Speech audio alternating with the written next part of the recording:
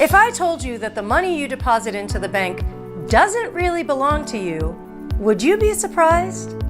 Well, as difficult as that may be to believe, it's true.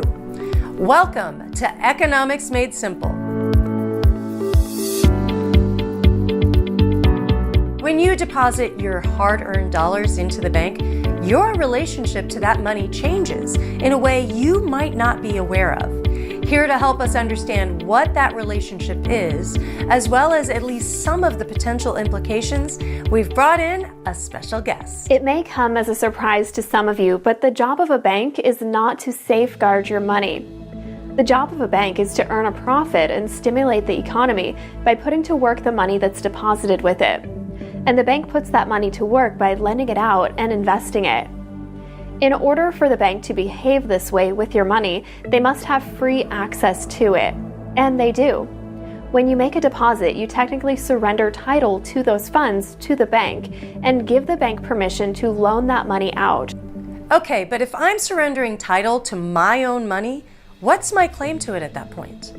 Great question. When you make a deposit into the bank, you effectively become a creditor of the financial institution. Let's say you deposit $100 into your local bank. On the bank's balance sheet, the $100 represents an asset, while the deposit account is reflected as a liability that's owed to you. In this case, the bank essentially has borrowed $100 from you and has agreed to repay that $100 based on the terms of your agreement. So if I really have a creditor relationship with the bank, even as a depositor, it would seem that making sure my money is covered by FDIC insurance is important, right? The nature of your true relationship with the bank very much underscores the importance of the Federal Deposit Insurance Corporation, or FDIC. Since the founding of the FDIC in 1933, no depositor has lost even 1 penny of insured funds. But it's important to remember that coverage applies only to deposits of $250,000 or less. Deposits in excess of that amount, known as uninsured deposits, are on much less certain footing, particularly at a distressed bank.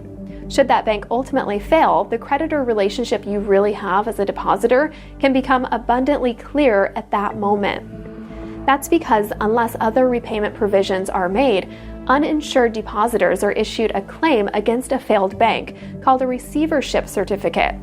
As bank assets are liquidated, those uninsured depositors are repaid a portion of their funds to the extent any money comes available to do so.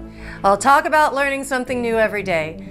I'll certainly remember who really owns my bank deposit. That's it for today's lesson. If you enjoyed this video, please don't hesitate to hit that subscribe button and watch for more Economics Made Simple. Hi, I'm Joe Montana. I had a lot of success in my football career, and it wouldn't have been possible without a great team protecting me. I'm here to tell you about my dedicated and knowledgeable team at Augusta Precious Metals that helped diversify my portfolio to protect my hard-earned retirement savings. Augusta's professional economic analysts will show you what they showed me through a live web conference packed with valuable information that bankers and Wall Street players don't want you to know.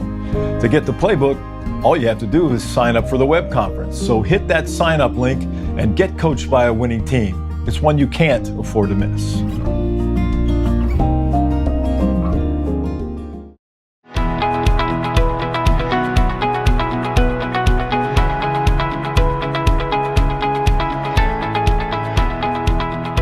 My name's Brian Panebecker. I live in Macomb County, Michigan. I'll be turning 60 years old in about a week. I'm nearing retirement. After bouncing around a little bit, I hired in at Ford Motor Company, and I've been working for Ford Motor Company for 23 years now. My wife and I like to exercise and work out.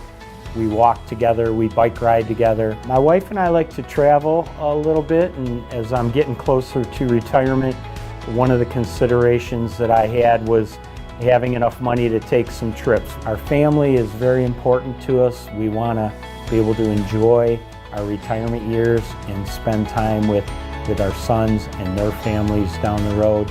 I'm going to have a small pension coming to me from the 11 years that I worked at Chrysler Corporation, and I'll have 24 years with Ford Motor Company, when I retire in 18 months. But neither one of them are going to be big enough to rely on. So I've got some money in my 401k that I recently rolled over into an IRA with Augusta Precious Metals.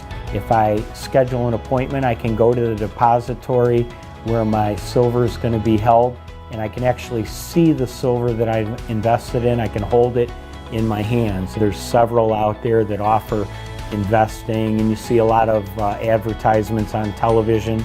But Augusta made the process very simple. They answered all my questions. They explained everything to me very clearly. And I just felt very comfortable with Augusta. I'm looking forward to some traveling, spending some time with my family, some good years of retirement. And Augusta's going to help me do that.